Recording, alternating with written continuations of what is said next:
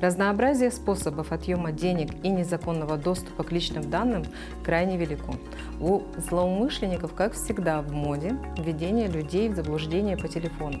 Они представляются следователями, службой безопасности, сотрудниками Росфинмониторинга или ФСБ, ну и родственниками и друзьями абонента. В ходу всевозможные хитрости в интернете, онлайн-лотереи, выуживание информации у пользователей через подставные фишинговые сайты, обещания легкого заработка и обучения таковому. А еще мошенники вовлекают своих жертв в псевдоинвестиционные проекты. Классический пример поведения злоумышленника – это схема мошенников «Звонит следователь». Лжесотрудник Следственного комитета пытается напугать абонента и убедить в том, что в отношении него самого или близкого человека возбуждено уголовное дело. Некоторые аферисты присылают в мессенджеры фотографии и копии поддельных документов, а самые продвинутые из них даже отправляют скриншоты дел с паспортными данными и местом жительства жертвы. Вы уже видели в одном из наших выпусков скриншоты с экранов, где четко показано поведение мошенников, когда они демонстрируют поддельные удостоверения, направляют фейковые постановления и протоколы в адрес жертвы, то есть делают все, чтобы жертва окончательно запуталась, испугалась и начала действовать по их указке. Не устану напоминать, что разговаривать с мошенниками по телефону не нужно. Универсальный ответ на странный или пугающий звонок – «Спасибо за сигнал, я сейчас все уточню и разберусь в ситуации». После этого следует повесить трубку и проверить информацию. Сегодня в нашем новом выпуске передачи про деньги мы продолжим говорить о том, как не стать жертвой мошенников.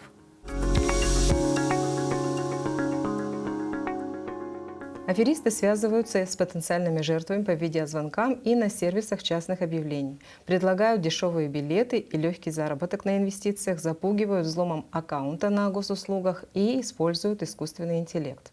О распространенных и новых схемах мошенников сегодня нам расскажет Мария Кардашевская, оперуполномоченный киберполиции Якутии. Здравствуйте, Мария. Да, здравствуйте. Тема дистанционного мошенничества в настоящее время является самой актуальной и одной из самых сложных тем. Давайте начнем наш разговор со статистики. По итогам первого квартала текущего года на территории республики зарегистрировано 575 преступлений по статье 159 Уголовного кодекса Российской Федерации «Мошенничество с использованием ИТТ». По ним общий ущерб составил уже свыше 191 миллиона рублей. И если сравнить с аналогичным периодом прошлого года, то пока что это на 3 миллиона меньше. Получается, что динамика она за счет чего меньше? За счет того, что увеличилась профилактика, именно стали шире профилактические меры, или за счет того, что люди все-таки стали слушать и прислушиваться к советам, которые вы даете ежедневно в своих телеграм-каналах, да, у вас есть телеграм-канал, зрители сейчас могут наблюдать на своих экранах QR-код, который переведет вас на телеграм-канал киберполиции Якутии. И вы ведь практически еженедельно проводите профилактические мероприятия, вы уже стали выезжать в трудовые коллективы, проводить там лекции. Кроме того, вы каждый месяц, по-моему, выпускаете новые ролики с разными медийными личностями. И это очень интересно, когда человек, например, вообще не из сферы полиции или не из сферы финансов, но дает какие-то предупреждающие сигналы для своих коллег. Это очень полезный такая полезная практика, поэтому расскажите о ней подробнее, пожалуйста, именно о профилактике. Я считаю, что профилактика крайне важна, потому что именно она способна предотвратить преступления еще до их совершения. Чем больше люди осведомлены, тем меньше они попадаются. И именно поэтому мы как раз делаем эти видеоролики. Выпускаем мы по 2 видеоролика в неделю. Уже так? То есть, один из них это получается видеоролик с участием уважаемых и почитаемых граждан Якутии с обращением к землякам. И второй это уже с участием потерпевших. То есть они сами рассказывают, как они стали жертвой обмана, как это вообще происходит. И стараемся мы это делать максимально простым и доступным каждому языком. И помимо видеороликов мы еще, конечно же, распространяем распространяем плакаты, брошюры, проводим лекции, консультации, в том числе и по заявкам в группе, да, в нашем телеграм-канале. Телеграм-канал тоже создан вот как раз-таки в профилактических целях.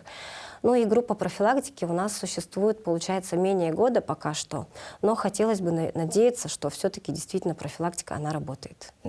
О чем обычно говорят, о чем предупреждают? Обычно мы стараемся привлекать медийных личностей, и каждый говорит о том, в чем он как бы, о чем он уполномочен говорить, допустим. Да? Если это сотрудник МФЦ, он говорит о том, как, например, поставить самозапрет, либо как ввести какие-то дополнительные меры защиты, да, на своем аккаунте и так далее. Если это врач, то он говорит о том, что людям звонят и предлагают пройти диспансеризацию, либо записать к врачу и так далее. То есть, как бы, если это энергосбыт, они говорят о том, что сотрудники энергосбыта никогда не требуют никаких паролей и кодов, ну и так далее. Вот в таком То есть, получается, вы таким образом закрываете вот эти вот, вот эти дыры, да, можно так сказать, которые складываются между потребителями или между там, ну, вообще гражданами, да, с разного рода организациями. И эксперты, это же эксперты в любом случае, да, это люди с опытом, которые работают в этой сфере. И вот их экспертное мнение должно стать важным для человека. Да, именно в таких вот целях да. мы делаем это. Да, но тут важно еще уметь добывать этот официальный источник информации, потому что бывают такие случаи, когда мошенники скидывают людям номер официальной организации, и при этом у них в телеграм-канале этот номер как раз-таки прописан, но люди не знают о том, что в телеграм-канале можно спокойно прописать этот номер, то есть нарисовать, грубо говоря. Да? Они потом сверяют это с поисковиком своего браузера, действительно номер совпадает, и они уже начинают доверять. Тут важно помнить о том, что не всегда номер организации, указанный в телеграм-канале, в телеграм-аккаунте, соответствует действительности. Угу. Получается, что вы анализируете каждый случай, и ведь, по которому к вам обращаются, пишут заявления и так далее, да? И вот можете ли вы сказать, что замечена ли вами какая-то закономерность? Вот кто чаще всего становится жертвами, например, лжеброкеров, а кто теряет деньги после разговора, например, с лжесотрудниками полиции или ФСБ? Сейчас уже невозможно разделить жертв на какие-то социальные категории, потому что страдают все, независимо от рода деятельности. Это могут быть и доктора наук, и юристы, в том числе очень грамотные журналисты, которые каждый день, казалось бы, об этом говорят, с этим работают, да. Очень много врачей, учителей, то есть страдают все. И с уверенностью мы можем заявить только о том, что в меньшей степени страдают предприниматели. То есть это те люди, которые работают с деньгами, скажем так. Расскажите какой-то подобный случай? Последний случай, допустим, который вы разместили, может, эта история как-то затронет наших телезрителей, да, и они зайдут специально на ваш телеграм-канал и посмотрят этот сюжет. Может, их заинтересует вообще, о чем люди не стесняются говорить. Или о чем они жалеют, возможно, когда вы ведете с ними диалог или когда они пишут заявление. О чем чаще переживает человек? Вообще, если взять два последних наших видеосюжета, да, то есть один видеосюжет — это пострадавшая люкминчанка, которая отдала 5,5 миллионов, да, она пострадавшая. И последний сюжет, который у нас вышел, это история женщины, которая чуть не стала жертвой мошенников, но ее спасло то, что она не побоялась озвучить эту ситуацию мужу. Вместе с мужем они начали задавать вопросы и искать на них ответы. И несмотря на то, что мошенники для пущей убедительности попросили их написать заявление на настоящем сайте МВД, она благодаря именно этому написала мне сообщение, это моя знакомая, она мне написала сообщение, говорит: ты можешь узнать, принято ли мое заявление? То есть она это сделала сразу же. Сначала я подумала, что она, видимо, стала жертвой мошенников. Спрашиваю, какой номер, в каком отделе полиции вы подали заявление. Она говорит: я прямо сейчас общаюсь с Центробанком. И в этот момент я понимаю, что она сейчас находится, и она еще пишет: я собираюсь отправлять деньги. Естественно, уже через 5 минут я была рядом с ней, и мы вместе общались с мошенником. То есть я, записывала это все для базы голосов и так далее, да. И, то есть, ее спасло то, что она не побоялась озвучить. Я так считаю. Конечно же, если бы она не сказала мужу, несмотря на то, что ей угрожают уголовным преследованием за неразглашение, да, тайны, Он бы не посоветовал ей с кем-то переговорить. А в данном случае он посоветовал ей обратиться к кому-то из знакомых полицейских, благодаря чему она, собственно, и написала мне. А так она бы тоже, наверное, скорее всего. Вот. И поэтому, наверное, хотелось бы посоветовать всем, кому звонят, угрожают, кому дают подписывать якобы вот эти вот поддельные документы о неразглашении, что в любой ситуации нужно не бояться задавать вопросы. Но это действительно очень правильно, ведь любой вопрос, он требует ответа. И любой ответ, он уже дает нам возможность задуматься, да, а верен ли ответ вообще, удовлетворяет ли нас этот ответ. И получается, что... А были ли такие случаи, когда люди не задавали, вот прямо действовали просто по указке? Но в большинстве случаев пострадавшие — это как раз-таки те люди, которые верят этим угрозам, боятся разглашать эту информацию и никому вообще не говорят. Вот пострадавшая Олег Менчанка, она как раз-таки один из этих случаев, когда женщину заставили вообще ни с кем не контактировать. Она скрывала от детей, скрывала от всех родных и близких и вот шла на поводу. И она, получается, потеряла деньги? И... Да, 5,5 миллионов, из которых большая часть — это кредитные средства. И получается, она осознала только когда совсем уже все, с ней перестали общаться или как? Каким образом? С ней даже не перестали общаться. Она уже потихоньку начала осознавать, обратилась в полицию. И даже когда она уже была вот с нами, у нас как раз вот в сюжете использован момент, где я записываю, как она разговаривает. То есть они продолжали ей звонить, это происходило при мне. Это бесконечные звонки, это просто атака такая на человека. И человека просто вообще не отпускают с этой удочки, его держат. То есть достаточно только ответить на звонок, сказать «я вас слушаю» или что-то вот, и вникнуть, и начинать вникать в то, что они говорят. Да, вникать. Скорее вот на этой стадии они понимают, что они вас схватили. То есть, как бы, ну вот мы, например, не боимся отвечать на звонки, мы берем, говорим «слушаю». И на какой-то определенной стадии, когда ты понимаешь, что тебе не просто звонят, а от тебя чего-то хотят, вот на этой стадии нужно прекратить общение. Действительно, очень сложно, да? Вот все равно кажется, что мы говорим такие понятные вещи, но человек, когда один на один остается вот с телефонным мошенником, тут ведь как в случае сыграет, какое у него настроение, какое у него сейчас занятие, человек спешит домой или еще что-то, потому что в основном же мошенники названивают в вечернее время, или я ошибаюсь? Ну, звонят они в вечернее время, поскольку у нас разница во времени, да, то есть как бы они уже, когда просыпаются, для них это такая же работа, в свои рабочие часы они начинают звонить нашим, а у нас это уже вечер. Как правило. И плюс ко всему они стараются это делать ближе к окончанию рабочей недели, для того, чтобы у человека вот за субботу-воскресенье не было возможности обратиться в МФЦ и восстановить доступ к госуслугам. Вот как раз мы подошли к такому новому виду мошенничества. Это вот взлом аккаунта госуслуг, который сейчас вот прям ежедневно можно прочитать в новостях, что кто-то столкнулся с этой проблемой. Так вот, у меня есть такой вопрос. Связано ли это, ну то есть вот именно увеличение мошеннических звонков, связанных с госуслугами, со взломом госуслуг, да, с введением самозапрета вот, именно на самом портале госуслуг? Ну, так уверенно мы заявить не можем. Почему? Потому что они сейчас вот смешивают две своих излюбленных схемы. Это взлом госуслуг и звонок от лжесотрудника правоохранительных органов. То есть человеку, опять же, сначала из него всеми правдами и неправдами выпытывают код. После этого на человека выходит якобы сотрудник техподдержки госуслуг, сообщает ему о том, что его аккаунт взломан. Далее уже на человека выходит якобы там, сотрудники Центробанка, либо Росфинмониторинга, либо вот правоохранительных органов сообщают о том, что его вот аккаунт взломали, и мошенники начинают брать кредиты и направлять их в поддержку ВСУ, что чревато уголовным наказанием за госизмену. Человека этим запугивают и предлагают спасти его средства, после чего он начинает сначала свои действующие активы переводить, и потом уже влезает в кредиты.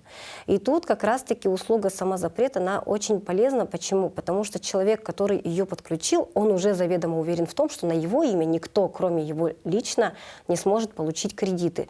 В принципе, поэтому мы не можем сказать, что мошенники как-то могут связывать вот как раз с появлением самозапрета эту схему. Почему? Потому что, логически, если подумать, чем больше людей будет подключать самозапрет, тем меньше будет их бояться именно вот по этой схеме. Поэтому пока что она действительно, пока что она работает.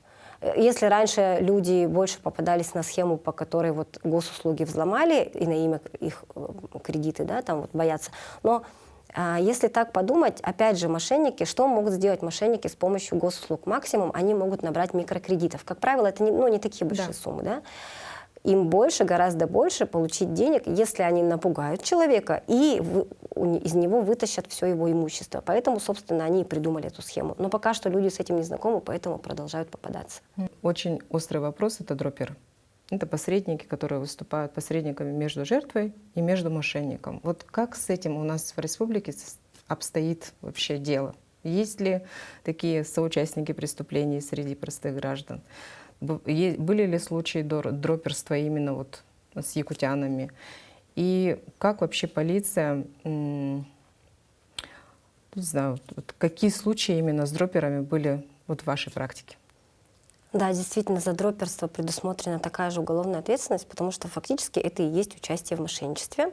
Если человек так или иначе осознает, что он помогает выводить незаконно добытые средства, его вина будет доказана. Что касается республики, на сегодняшний день, к счастью, у нас таких случаев не зарегистрировано, но когда мы ходим на лекции, студенты часто нам говорят о том, что действительно видят много предложений в интернете о легком заработке, но благо им хватает самосознания отказываться. В какие схемы больше всего вовлекаются якутяне? Вот именно в какие мошеннические схемы, связанные с инвестициями? Что им предлагают? Куда им предлагают инвестировать? Ну, схемы инвестиций, они модернизируются скорее в том плане, что меняются названия так называемых бирж, а суть она все равно остается одна. То есть для человека создается вот эта вот фиктивная картина успешной торговли, он видит, что шкала его дохода повышается, и это стимулирует его вносить еще больше денежных средств, и итог, как правило, все равно один. Как только он захочет вывести свои средства, он столкнется с кучей причин, почему прямо сейчас, здесь и сейчас невозможно это сделать. То есть суть, она все равно одна. Меняются только названия. И тут важно помнить, что бы вам ни предложили, какую бы биржу ни предложили, нужно перепроверить на сайте Центробанка официальный список организаций, у которых есть право на осуществление брокерской деятельности. И только в таком случае вы можете быть уверены, что не имеете дел с мошенниками. Ну и помнить стоит о том, что инвестиции — это всегда риск, любые инвестиции. Да, и по традиции в завершении нашего выпуска я прошу гостей дать несколько простых, практичных советов нашим телезрителям. Но самый главный совет, которого следует придерживаться в современном мире, это не верить тому, кого не видишь лично. Всю информацию, которая поступает по телефону, всегда нужно перепроверять. Если вам звонят, к вам обращаются знакомые, то перезванивать всегда необходимо, взяв его номер телефона из своей телефонной книги. Если просят перевести деньги, опять же, переводить следует только на номер, который сохранен в вашей телефонной книге. Если же это организация, то ее номер всегда проверяется на сайте, то есть через свой поисковик находим сайт именно с галочкой, то есть проверенный, и уже на этом сайте мы ищем номер телефона, на который нужно позвонить и спросить, так ли это все на самом деле. Но такие простейшие советы на самом деле, то есть если их придерживаться, то можно уже надеяться на то, что человек не станет жертвой. Еще вопрос. Стоит ли верить людям, которые прям показывают, стремятся убедить человека, например, показывая удостоверение оперуполномоченного или сотрудника полиции? Нет. Тут важно помнить о том, что сотрудники правоохранительных органов никогда под видеозапись, под запись, через соцсети не отправляют ни фотографии, не показывают свои удостоверения. Сотрудник, к которому необходимо обратиться к человеку, он приедет и покажет это удостоверение лично. И еще один момент очень важный, потому что если до сих пор у нас есть пострадавшие от звонков лжесотрудников о том, что на них заведено уголовное дело и так далее, да, вот расскажите об этом подробнее. Как вообще как идет этот процессуальный сам процесс, да, сам именно процесс заведения уголовного дела, чтобы наши люди, которые сейчас сидят перед экранами, чтобы они понимали вся схема действий, которую производит сотрудник полиции, человек совершил преступление, и что дальше? Тут важно помнить о том, что если против человека заведено уголовное дело по такой тяжкой статье, как госизмена, ему никто не будет звонить и угрожать по телефону, к нему приедут лично и его ознакомят с этим делом лично. По телефону никто не будет рассказывать о том, какое дело проводится. Это тоже нельзя разглашать по телефону. То есть сотрудники правоохранительных органов всегда приедут и ознакомят человека лично. Это важно помнить. То есть в любом случае ему нужно будет присутствовать, подписывать какие-то бумаги, какие-то документы? Да, по-настоящему, да. То есть не по телефону, как это делают мошенники, да. Почему люди верят, да, вот же сотрудникам правоохранительных органов? Жертвам часто говорят о том, что вот здесь вот находится мошенник. То есть в банке якобы сидит мошенник. И поэтому люди боятся доверяться сотрудникам банка и не говорят им о том, что их консультируют кто-то по телефону. На самом деле сотрудники правоохранительных органов никогда не разглашают по телефону такие вот нюансы дела, которые они ведут. Они не будут говорить о том, что вот этот человек, он мошенник. Это вот категорически запрещено. Так делать нельзя. Тем более по телефону. Давайте подробнее разберем некоторые мошеннические схемы. Например, схема мошенничества через госуслуги. В этой схеме аферисты скупают базы данных абонентов, сотовых операторов или воруют базы служб доставки, банков, сервисов лояльности и продуктовых магазинах и других компаниях. Злоумышленники звонят и приятным голосом говорят о том, что аккаунт на госуслугах атакуют мошенники. Для предотвращения кражи паспортных и других данных абонента просят изменить номер телефона, который привязан к личному кабинету, и обязательно назвать код из СМС.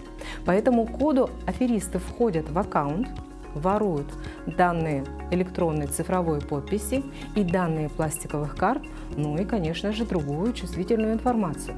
Все это может быть использовано для снятия денег со счетов, переоформления недвижимости на третьих лиц, оформления кредитов в микрофинансовых организациях. Лучший ответ мошенникам – спасибо за предупреждение, я лично приду в отделение МФЦ и разберусь с этой проблемой.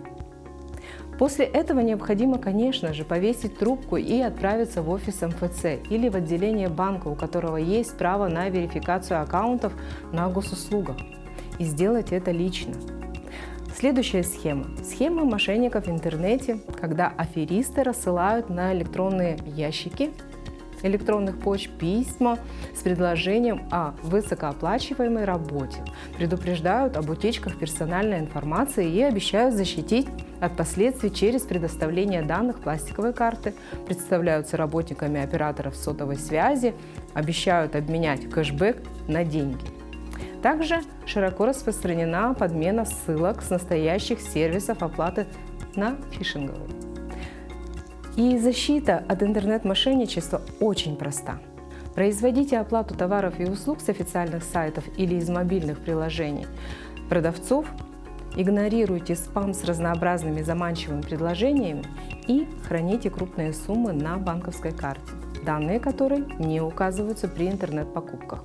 Для онлайн-шоппинга необходимо завести отдельную карту и не держать на ней ощутимые суммы, а переводить только те, которые планируете потратить. Вот базовые советы по защите от мошенничества. Всегда лично проверяйте информацию, которая поступает от незнакомцев по телефону. Оплачивайте товары и услуги в интернете с отдельных банковских карт. И с вами была Рита Якушева и передача про деньги. Берегите себя и свои деньги. Телефонные мошенники не дремлют и каждый день придумывают новые способы обмана. Не надо ждать, что их всех поймают и накажут. Надо просто лишить их шанса на обман. До новых встреч в эфире.